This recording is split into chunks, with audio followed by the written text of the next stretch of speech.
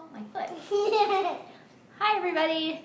Thanks for joining us. We are just sitting down for lunch while the girls are, and I am going to chat today. Sorry, it's not too loud. Please let me know if you can hear me, can't hear me. There aren't any issues today.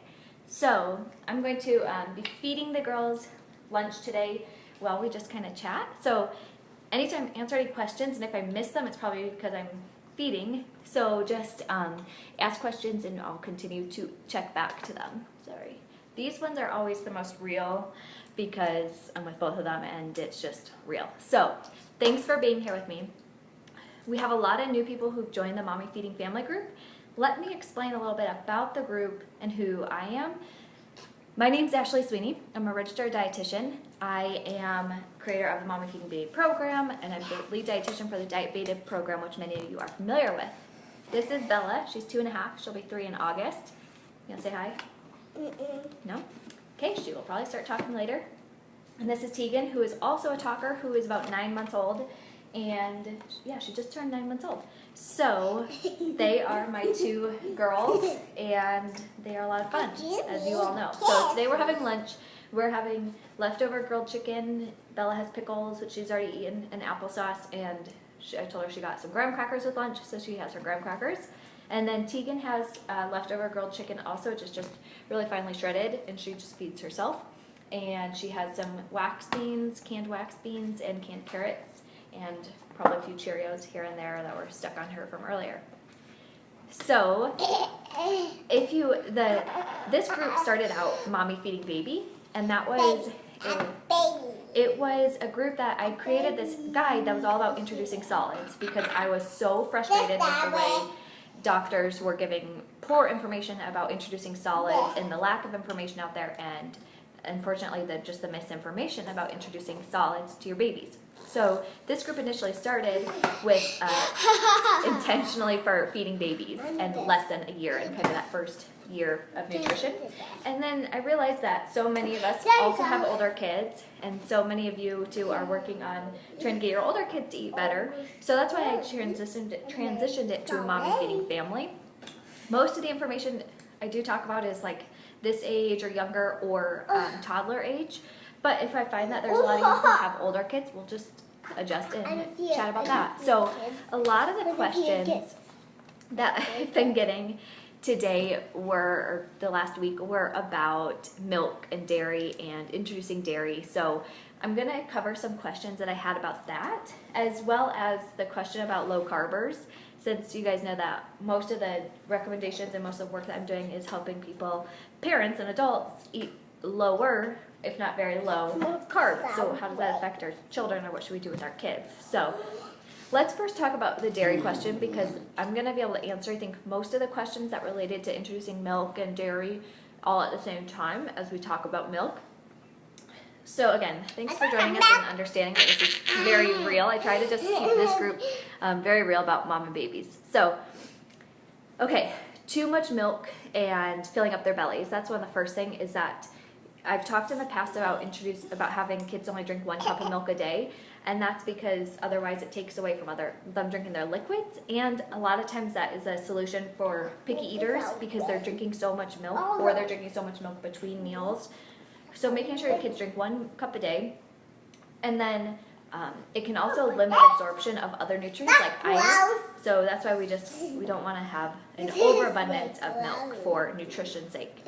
Okay, and then how to transition. If you're formula feeding, let me bring this a little closer so I can be sure you're hearing me. There we go.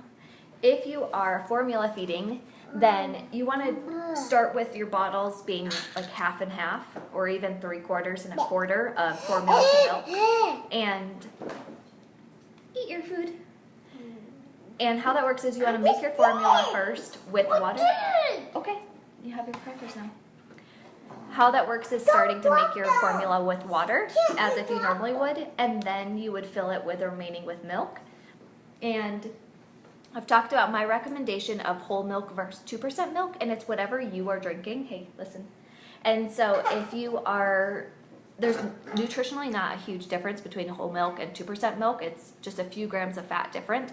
So if your child's already eating plenty of healthy fats like avocados and nut butters and cheese and yogurt, then I wouldn't stress about the transition of like, do you have to have the recommendation of having whole milk?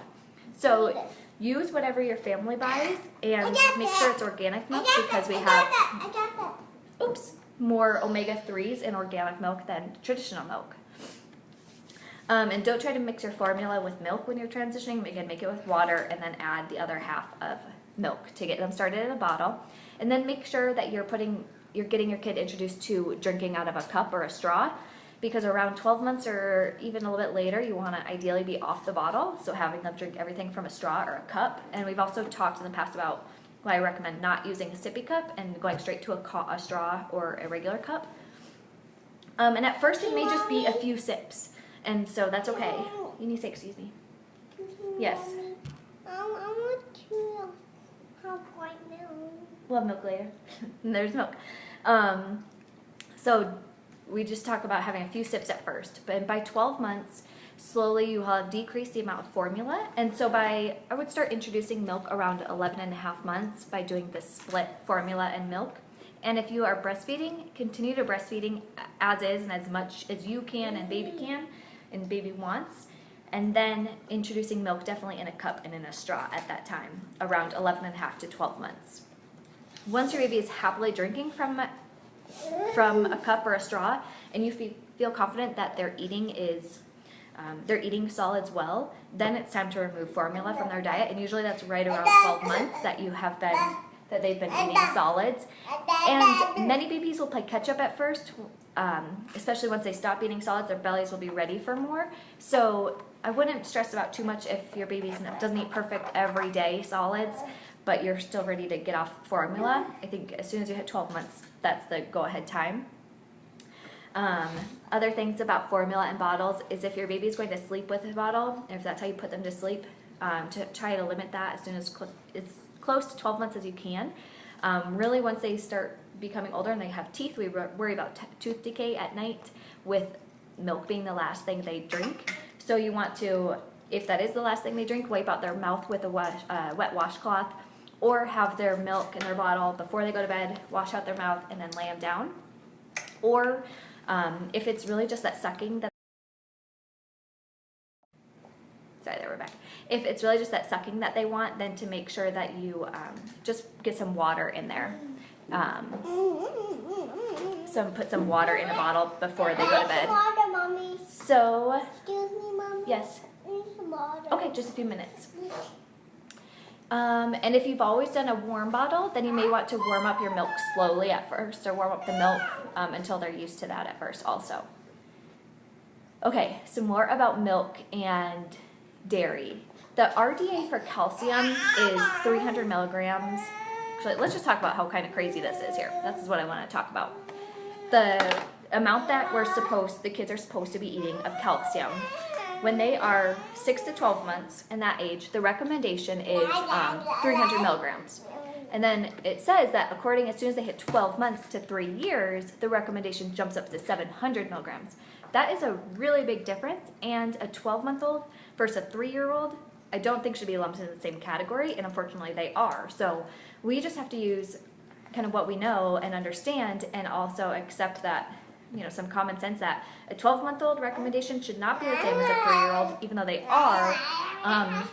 We shouldn't expect a 12-month-old to eat the same number of calories and calcium as a 3-year-old would. So I really believe everything should be a gradual and a very fluid process, and fitting with your family and your eating patterns. So just take this slowly, and remember, it's okay if, at their first birthday, you're not hitting all of these recommendations. It's okay, it'll take some time. So just to give yourself some balance there and give yourself a little peace of mind that it's okay for this to take a process and a few months for your baby to be adjusted to eating this way. Also remember that for kids, and usually as adults, we want to look at our nutrition in terms of a week, not necessarily a single day or a single meal, because we're going to have some days where they eat like all-stars and they're amazing and they eat everything off their plate, and other days where they barely touch anything. And as frustrating as it is, I want you to remember that that's very normal and very common, so it's okay if from day to day, things fluctuate, and over the course of the week, though, is really what you want to pay attention to. We talked about snacking last week, to try to keep snacking to a minimum so that meals can really be the focus of their eating and really hopefully be a little bit better meal times. And then to limit milk outside of mealtime too. So I recommend 1 cup of milk a day, and the remaining sources of calcium coming from full-fat yogurt, ideally, because yogurt has probiotics, and we want to do full-fat organic yogurt, cottage cheese, and cheese. And I do recommend organic, like I said, to stay have higher levels of omega-3s, and to stay away from like those toddler formulas and those toddler things, which are just designed for marketing purposes, and there's very little. I mean, I think a lot of times people want that as kind of a cushion and a safety, but if we always revert back to those, then our child will know that and expect that and not eat as well. So I would stay away from those types of formulas and the toddler formulas, and just by that point they're drinking a cup of regular milk. What happens realistically in my house? Let me share. So Bella's almost 3, like I said, and she didn't start drinking milk until she was probably 14 or 16 months old. We stopped breastfeeding right like a week after her first birthday. And since we didn't drink milk in our house, I never bought milk, and I didn't stress about it because she was eating a lot of cheese, a lot of cottage cheese, a lot of yogurt. We introduced, I think she had whole milk when she started going to daycare around 16 months, and I was okay with that. And now when Bella has lunch at her daycare, she has lunch there like 2 times a week, and I'm pretty sure they just have regular 2% milk, and I'm totally okay with that. I don't stress about her having regular milk sometimes. And then at home, honestly, we have, since my husband loves it, her and him together have usually a cup of chocolate organic 2% milk every day. And sometimes she gets hers in a shot glass, so she has like that much of it. Sometimes she has it in a very little cup. So I don't stress about the extra sugar in there because I know it's really minimal, and I've chosen an organic chocolate milk that I know has very little added sugar. Now, if she drank that every day, all day, I'd have a problem, but I'm just being realistic with you what we do here in our house. And she eats vanilla, full-fat organic yogurt every day, and a lot of a lot of cheese. And right now she's not a fan of cottage cheese, but that's what we do with her. And then with Tegan, what I plan on doing, she's only 9 months old, but I'll offer her milk probably earlier because we have it in the house. We have 2% milk in the house. So I'll probably give her some around 12 months and let her taste it. And I think by then she'll be ready to drink stuff out of a regular cup. And I'll do what I recommended earlier with just adding some into her bottle, since we've also stopped breastfeeding for her. Dairy recommendations for 6 to 9-year-olds. Let me look into that, Rachel. Rachel just asked, what are the recommendations for a 6 to 9-year-old? Let me look into that because I'm not sure off the top of my head about that. All right, and then I've shared nutritionally. If you look back some of the last posts, we talked, since there was a lot of questions about milk and dairy, I shared a picture that showed the nutritional breakdown of the difference between 2% and whole milk, so that you can really pick whatever the rest of the family drinks. I recommend most of my clients be drinking 2% milk because we know that the low-fat, fat-free stuff, there's not really much scientific evidence anymore to back up that whole low-fat, fat-free fad diet stuff. So I just say go with the 2% milk. Okay, I think I've answered all the questions I had for you guys, or you guys asked about dairy, hopefully, and about milk. Hey, you, we're talking, Missy. And the last question today that I want to answer and talk to you guys about is about the low carb. So unless your child has been, let me get to my little notes here that I have for you guys. Okay, so following the diabetes test and following my recent metabolism makeover program and the counseling that I've been doing with any of my clients lately is we have everybody on a lot of low carb programs, or in the diet beta program we're in the ketogenic phase. Just for a minute. But unless a child has been diagnosed with a neurological concern, like epilepsy, or if you know they have any other neurological developmental issues, which some new research has been showed too with autism and ADHD with going lower carb, but we're not going to talk about that. For in general, under the age of 18, I wouldn't recommend a low carb or very low carb. Hey, we're talking. A low carb program for those kids. So how do you continue to eat this way with your children? And should you promote that with your children? What we do is we all eat the same thing. It doesn't matter whether what we're having for dinner. She's going to eat the same thing, and I'm going to pick apart little pieces of it, like the chicken that I did for her. So I make mostly ketogenic, very low carb dinners for the whole family, but I will give her some extra things like fruits and veggies, or if we have like tacos. The other night we had tacos in, my husband and I ate them in coconut wraps or lettuce wraps. Hey, crazy. Hey, shh. Huh? And we talk. Marshmallow? Sure.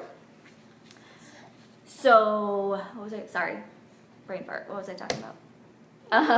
Okay, that's what we eat in our house for dinner. And like the other night we had tacos, and my husband and I ate them in coconut wraps.